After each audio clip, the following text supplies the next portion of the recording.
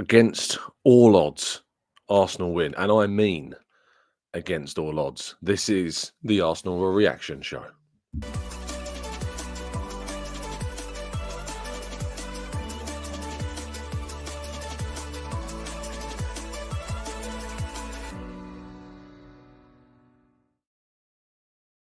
Hello and welcome to the Gooner Talk, back again with you guys and girls for another episode of what is our Arsenal Raw Reaction Show, joining you every single morning at 8 a.m. UK time. Thank you for joining me, and I'm so relieved that we've got a win yesterday, because my goodness me, it could have been so very different and so incredibly frustrating. So yeah, it is really, really, really absolutely glorious that the 3 points were secured and that justice was indeed served. But good morning to you all joining us in the chat box. We're going to talk all about yesterday's game.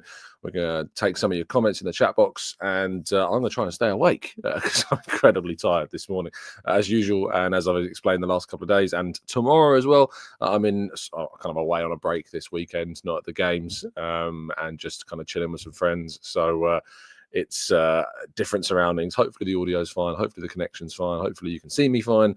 Apologies for that kind of glare of light, this beam that's kind of coming down, being looked on kindly, it seems, as Arsenal were to a degree by the end of the game yesterday, to overcome some of the ridiculous things that we saw. But we'll get on to that. Good morning to those joining us live. Thank you so much as always for doing so.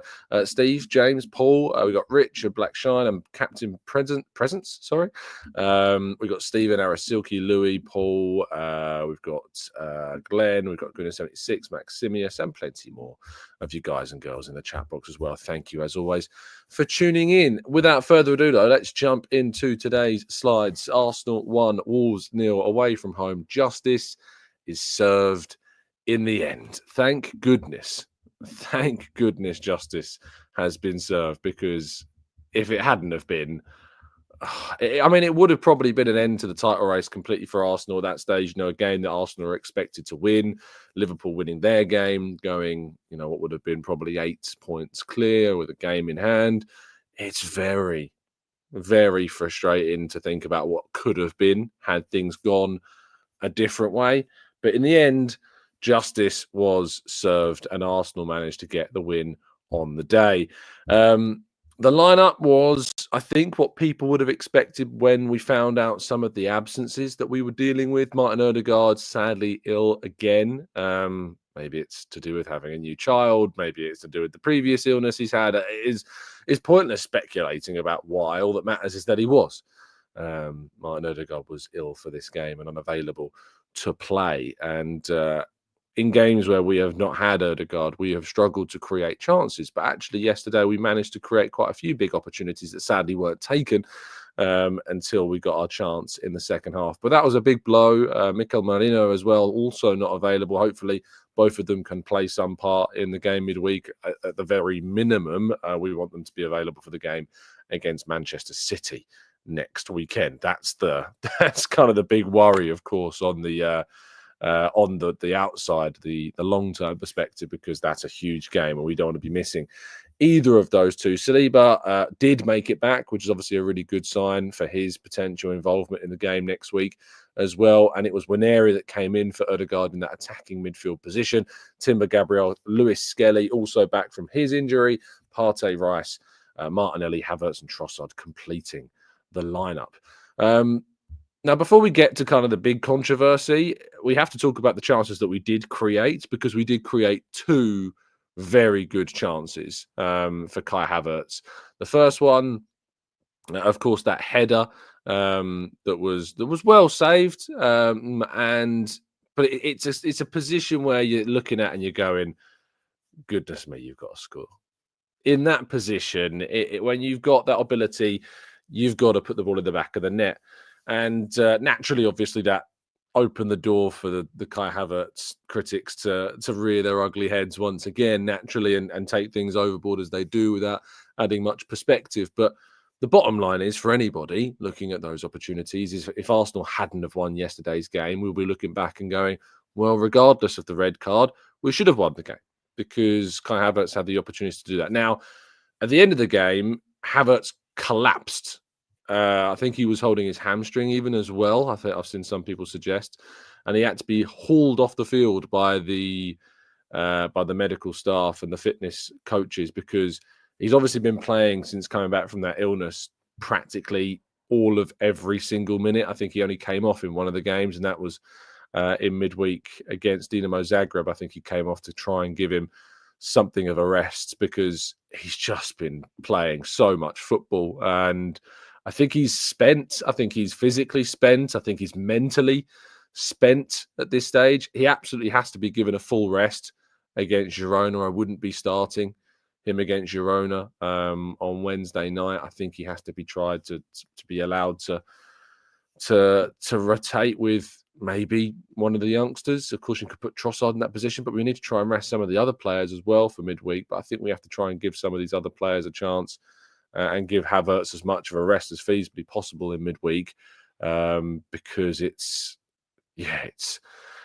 worrying how many minutes some of our key starters are having to play because we are lacking so much depth. And then the other big kind of point to that argument is that we have to go into the market and try and sign a striker. We have to try and find that backup because if we don't find that player, if we don't bring somebody in,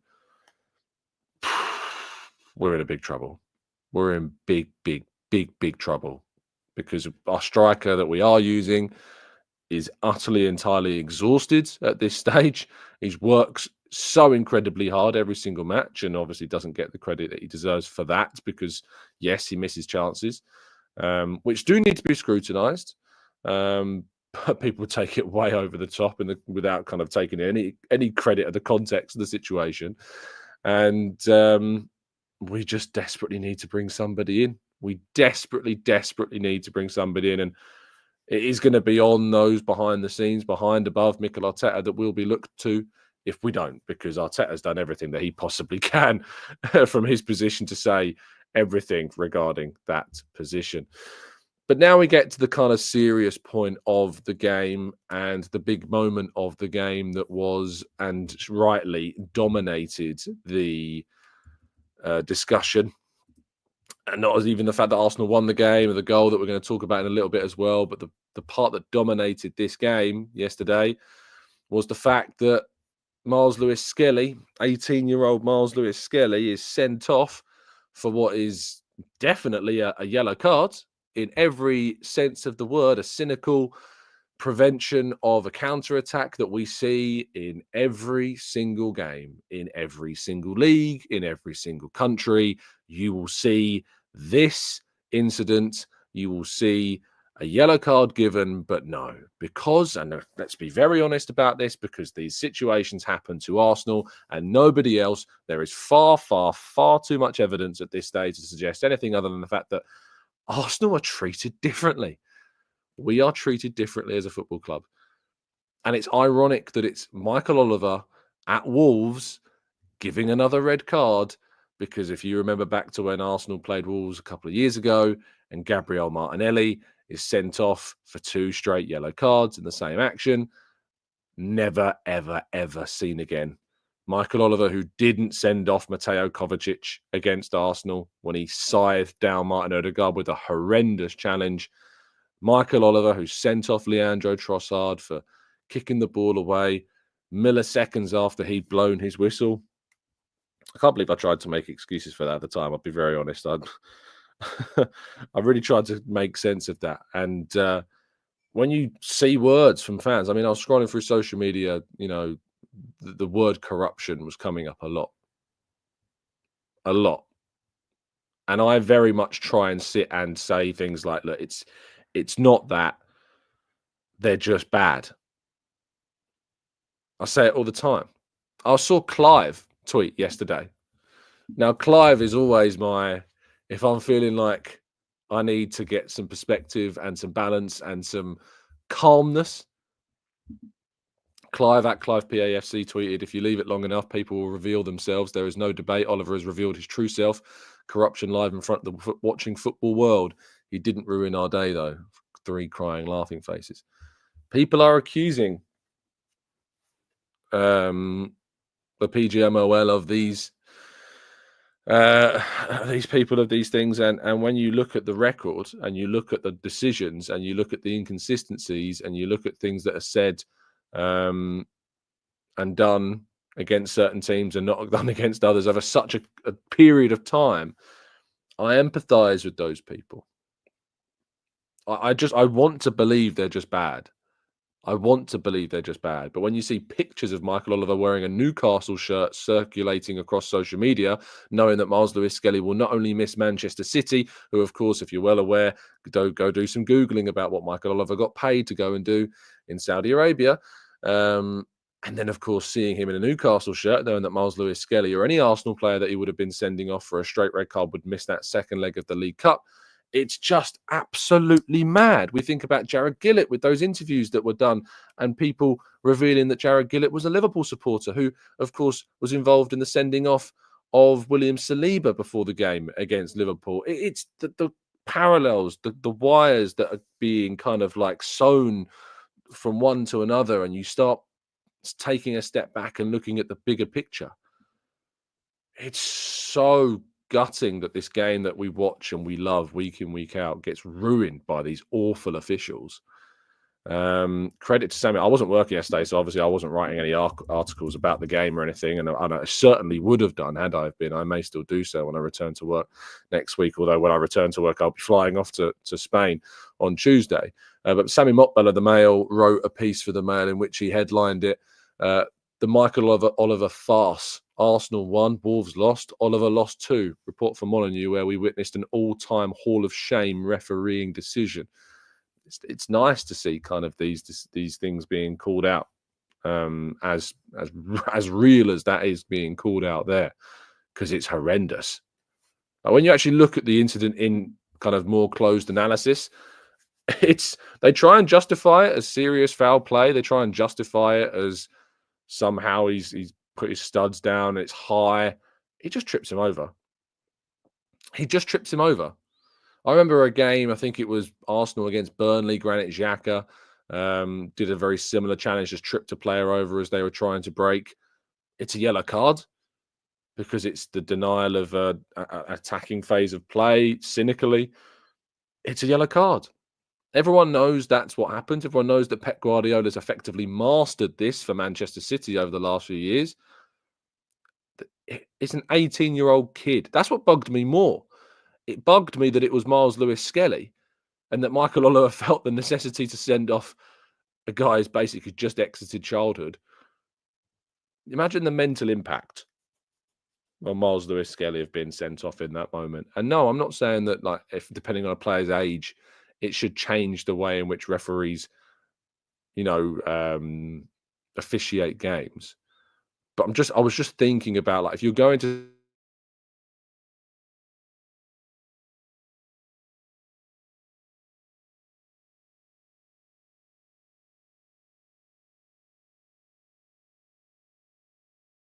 back, hold on, here we go. Sorry, my connection is dipping in and out a little bit this morning. As I said, I am away. Clive says the issue with Oliver, and responding to his tweet yesterday, is we all predicted something could happen pre-game. That's not incompetence. That's targeted bias against a club. There's just too many incidents. The PGML have got to me. They're infiltrating my connection this morning. There's just too many times, isn't there? There's just too many. I think the stats were going around yesterday about how many times he's given Arsenal yellow cards, how many times he's given them red cards, how many times he's given penalties against Arsenal compared to other clubs. All the stats are out there if you want to go and try and find them, but they're all there for you to read in all of their glory. It's the amount of times that we are seeing decisions go against us in comparison to other clubs is mad, absolutely mad. And everyone seemingly has kind of had their view on this, and I haven't thankfully seen anyone suggesting, other than Lee Hendry on co-comms during the clip that I saw played to me, suggesting that he could understand why it was given as a red card. But yes, Arteta was asked about this. He said basically that he hopes that he won't need to appeal it. He said, well, hopefully we don't need to if we have to. It's a really good precedent of what happened with the Bruno Fernandes one against Tottenham this season, hopefully. Okay, we were in a position we shouldn't have been in. At least let's be in a position that we should be for the next few weeks and allow our players to continue to do their, or rather his job in Myles Lewis-Skelly as well. He doesn't deserve to be banned for 3 games for that. He doesn't need to be banned for that. That's ridiculous. So yeah, that's where we're at with that one. Then, of course, the irony was that Wolves didn't take advantage of their advantage. And João Gomez, who was already on a yellow card, is sent off for a second yellow card for a tackle which, for all intents and purposes, is far worse than the tackle that Myles Lewis-Skelly infringes. It's a horrible, horrible challenge from Gomez on Yuri and Timber, and Yuri and Timber is lucky to escape without having been injured himself. And he was given a second yellow card, and maybe because it was obviously a second yellow card and he ended up being sent off anyway, VAR doesn't have a look at it. But I mean, we've seen incidents around the world where VAR does bring players back onto the pitch after they've been sent off for a second yellow card. The yellow card is changed to a straight red card because it has an impact. That was a challenge that was worthy of a straight red card that should see you banned for 3 games. And it's just the context, isn't it? It's the context of if you're sending someone off for what we saw, okay, but then you've got to send someone off for a straight red for what we just seen there. There was also another example. Yes, he kicked the ball away as well, as TGR points out. There was another example where he did kick the ball away. And the same referee that sent off Leandro Trossard for kicking the ball away gives absolutely nothing. Chris Kavanagh, we saw it last week. Who is it for Villa? Boubacar Kamara on a yellow card into the 90-plus added minute time, kicks the ball away, stops Arsenal taking a quick free kick right in front of Chris Kavanagh. And we see it happen. And we see him not sent off. It's just hilarious at this stage. It's horrible. It's hilarious in the most ironic way possible. But it's a joke. Clive says, do you think Myles Lewis-Skelly gets off with it? I fear that he won't. How you interpret force is subjective. The referees will stick together, I fear, on this. He has to be cleared. He absolutely has to be cleared. It would be horrendous if the whole of the footballing world can see and can agree that this is not a red card. I say I can't wait to see the ref watch in midweek, or that I can't wait to read Dale Johnson's piece in the ESPN on Monday. But I'm really fearing the outcome of both of those. Dermot Gallagher and his thoughts and Dale Johnson. I'm really fearing both of those individuals' thoughts on this, because there's been so many times where both have sadly justified some pretty horrendous decisions that should never be standing in the game. And let's wait and see what happens. But I hope that he is absolved of this, and that Arsenal don't even really need to do anything, but I think they will have to at least appeal. Let's wait and see. Anyway, Arsenal still managed to win the game. Ricardo Calafiori popping up at the end, late on, ball falls to him in the box, get his foot on it, get it across the goalkeeper and into the back of the net. Happy days. Arsenal win. And I don't really want to go. It's tough to even think about the game too much, because the context of kind of what actually just happened and how the game was nearly ruined by what we saw. My brain was so drowned in frustration and angst and not misfortune. What's the word? Being hard done by. There's a word for that, I'm sure. Someone will come up with it. But I was so absorbed and so drowned in all of that. It was hard to take in the game. It was really hard to take in the game. And it was just so frustrating to see everything that we saw yesterday that in the end, I'm just so relieved we got the 3 points. But I still found myself, I think I went to my room and just kind of laid down and just sat there stewing about how annoyed I was. Because I've been pretty hard on people that say they're kind of given up already with the league, or they're giving up with the title. And I think if you're giving up based upon what you've seen from Arsenal, I think that's too far. But if you've given up based upon the fact that it just seems everything is going against us, everything continues to just be ridiculous, and that decisions get made against us and that don't happen against other clubs, I do empathise with you. If you've given up for those reasons, I don't blame you, to be honest, because it's hard to not think, what's the point? when you're not just playing against opposition, but you're playing against referees and officials that make consistently bad decisions against you that they don't make against other teams, why? What is the point?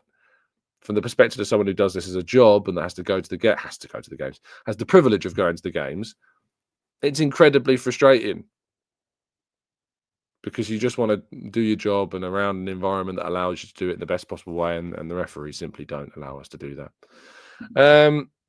Now, Arteta was rightfully fuming after the game. I kind of already given you his quote.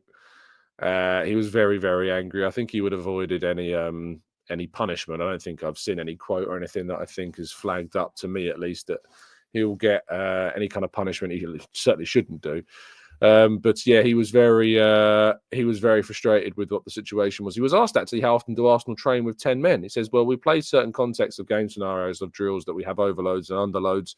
We don't have time to train, so the time that we have to train, we at least play most of them with 11 men. Unfortunately, this season it has happened too many times, but it's not something we have to talk about because he knows it's not in their control. He knows that the red cards that we have suffered is not on us. Rice's red card against Brighton is on the refs. Trossard's red card against Man City is on the refs. Saliba's against Bournemouth, you can have an argument for, but if you're not going to send off the players that like Van de Ven and Tosin Adarabioyo, if they're getting away with even worse situations, especially Van de Ven, how can you send off William Saliba? And then, of course, you've got this situation here. I think there's another red card. Am I forgetting another red card? I feel like I'm forgetting another one. We've had Lewis-Skelly, Saliba, Rice, and I'm sure there's one more. I might be forgetting who the other one is. Maybe someone in the chat box can remind me. I feel like I'm forgetting one other. But yeah, there's been at least 4. I said Trossard, didn't I? Trossard against City. I said Trossard against City. Everyone seems to think I didn't say Trossard. I thought I did say Trossard. But yeah, it's 4, isn't it? It's 4 red cards. Martinelli wasn't this season, it was the other season. But yeah, it seems that did I count 3? Oh, okay, fair enough. Yeah, Trossard's the other one. So Rice, Trossard, Saliba, and this one, Myles Lewis-Skelly. So that's 4 red cards. Crazy. And there's João Pedro penalty too. Yeah, I mean it's ridiculous. Anyway, let's go to part 2, shall we? I feel like we're just lingering now. I've got about 10 more minutes. Let's tackle some of your thoughts before we wrap things up.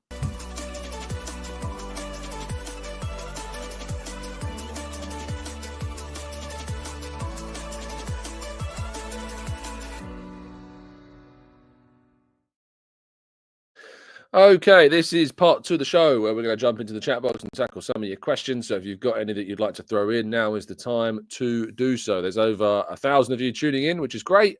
Make sure you're dropping a like on the video, of course. If you felt injustice yesterday, drop a like on the video.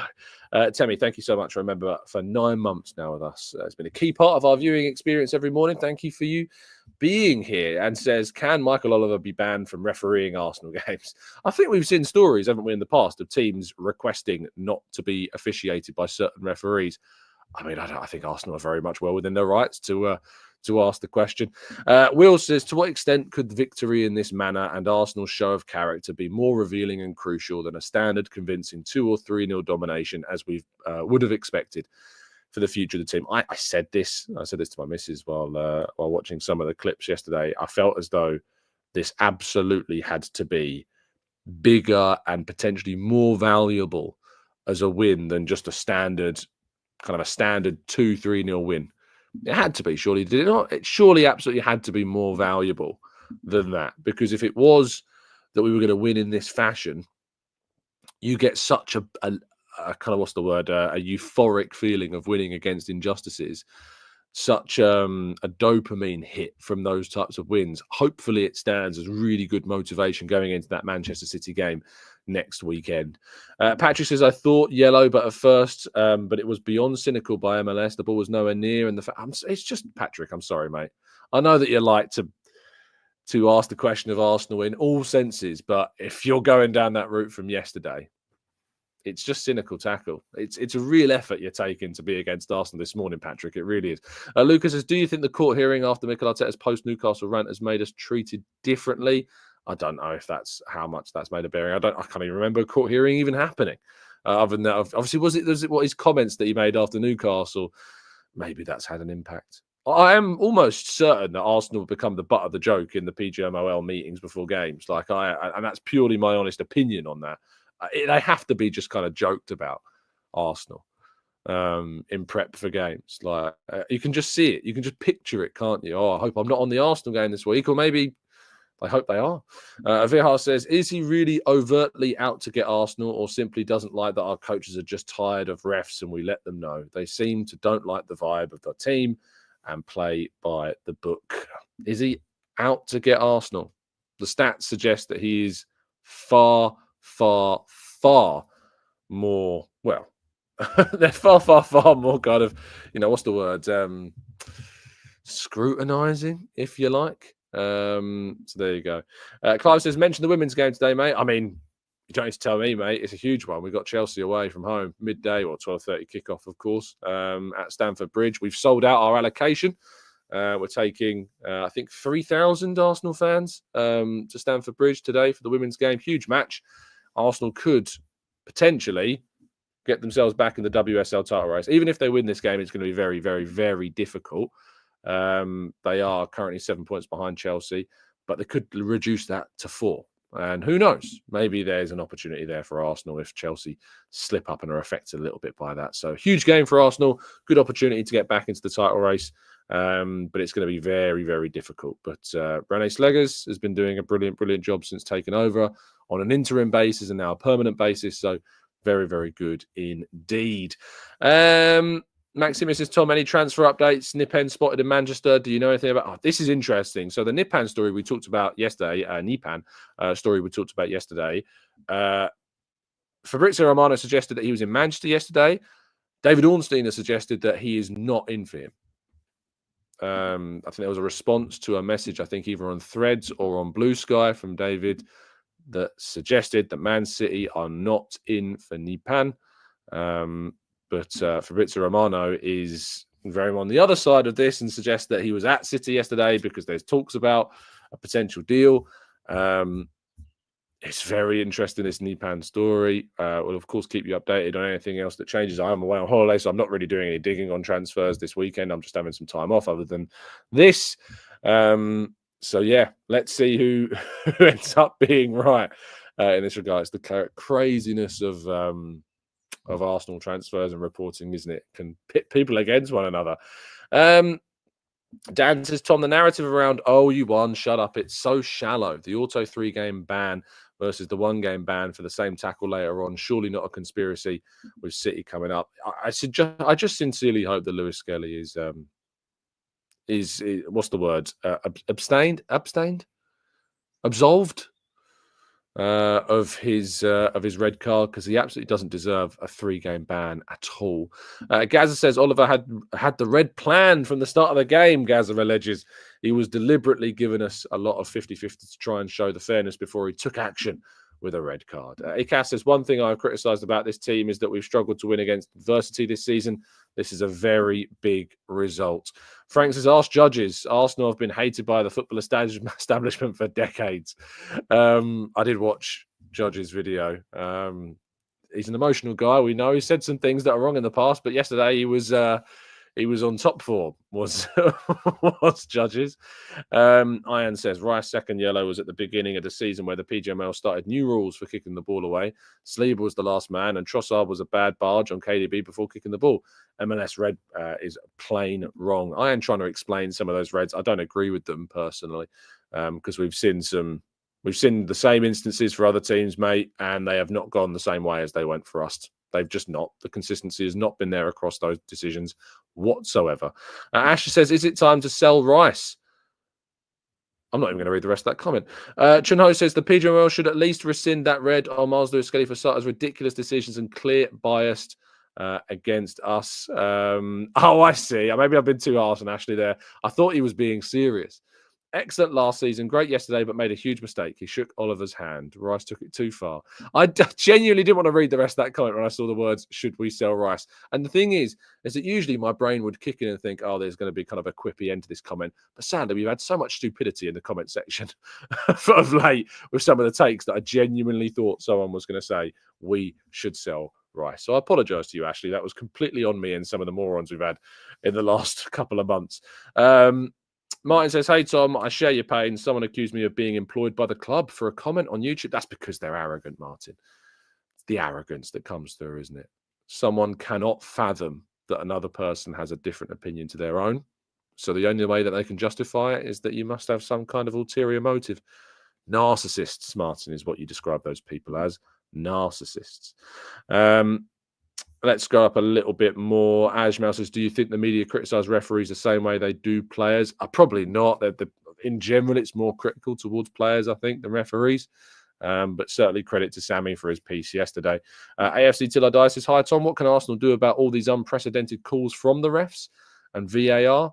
We just won't see again. It's an absolute joke how protected they can be. It's difficult, isn't it? What can they do? They can appeal this decision. They can speak out about it. Arteta can speak out about it. The club can speak out about it. We've seen in the past clubs come out and put statements out about certain officials.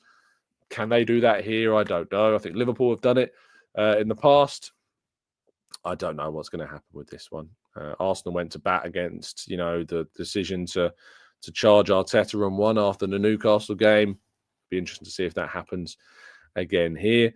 Gooner Mark says, it's sad that I'm so apathetic when decisions go against us. I just expect it at this point. I absolutely don't blame you, mate. Jonas says, Tom, should we maybe go for Kluivert or Wissa? Both are having really good seasons. Kluivert's having an excellent season, and he's actually really putting himself into kind of a frame. I think if people like Semenyo, I'll be interested to think that maybe why would they be against the idea of adjusting Kluivert as well? 25 years of age. For Bournemouth this season, he has 12 goals in 24 matches. That's an incredible return, 11 Premier League goals in 22 games. People are talking about Semenyo. Why are people not talking about Justin Kluivert? He's been just as good, if not maybe even better, than Semenyo this season. Pete says, Tom, is there any loophole in the system that could allow fans to sue the PGMOL? No, they can't, Pete. I'm afraid fans have absolutely no grounds to do so. Clubs, maybe there's a different story, but fans, no. Cardi says, wasn't impressed with the front three yesterday. Kai's hold-up play and finishing was poor, but a great effort to get the win despite the poor finish. I thought in the first half we created some good opportunities with our front forward players. It wasn't like a game where you could turn around and say that we peppered them with opportunities. Or I feel as though, up until the red card, we were by far the better team. Wolves had one real opportunity where they had that shot that went over the bar. I thought up until the red card, we were by far the better team. By far the better team. And we should have been leading the game by that point anyway. When the red card happened, it almost felt like the game, to a degree, went out the window. And it was really hard to not feel just incredibly punished by what had happened. So I kind of was really critical of the opening part of the game where we were obviously dominant and creating opportunities and should have been 2, maybe even 3 goals up. But after the red card, it was really hard to be kind of objective about how we played, being down against 10 men. And when we went 10 against 10, we scored very soon after and won the game. So, yeah, I'm not going to go too in on the analysis, I don't think, of yesterday's performance other than the first, point up until the red card, because we deserved to be ahead and should have been ahead. And the goal that we actually scored was, in the end, really, really solid. And congratulations to Calafiori and the team for getting that result. And David Raya, I think that's probably fair from Joe. It says, has Raya's performance been praised enough? Don't underestimate the crucial things he does. I've said it time and time again. David Raya has been the best goalkeeper in the Premier League this season. Absolutely is deserving of all the plaudits that he's getting. And his saves yesterday was really important. There was one from Ait-Nouri that was particularly good. There was one from Cunha from outside the box that was also very good. David Raya absolutely deserves a lot of credit. I feel as though I'm pretty good at giving Raya credit on the channel. He absolutely deserved it. Mark says, why are fans going for Havertz? These players are dead on their feet. A game every 3 days, illness and injuries. Please, people. I mean, it's pretty grounded from you, Mark, to be fair, and I agree with you. I think obviously he's missing chances. He misses them at the start of the game, which doesn't help his cause. But I think he's absolutely spent. I think he's absolutely spent. Orange Juice says there is a picture of Nipan at the game yesterday in Haaland's box. Seems like Fabrizio is right. I mean, he's right about him being at the game. Obviously, he is a teammate of Haaland, so it could be that he's been invited by him also. But David's been very clear on, the fact that City are not in for him at the moment. But he was in the building yesterday. Maybe he's doing a trip around some clubs in Manchester. Who knows? We will have more information about that next week. So let's wait and see. Right. Thank you so much, as always, for tuning in. Really appreciate your time this morning. Thank you for listening. I hope you have a fantastic Sunday. I'm going to go off and have a chill rest of the week and try and take my mind off football for a bit. I'll be back with you tomorrow morning here. And then on Tuesday, you're going to have a special pre-recorded show with a guest, because I will be flying off to Spain for Arsenal's Champions League game against Girona on Wednesday. So I look forward to that. I look forward to speaking with you tomorrow. Have a fantastic rest of your weekend. And as always, up the Arsenal.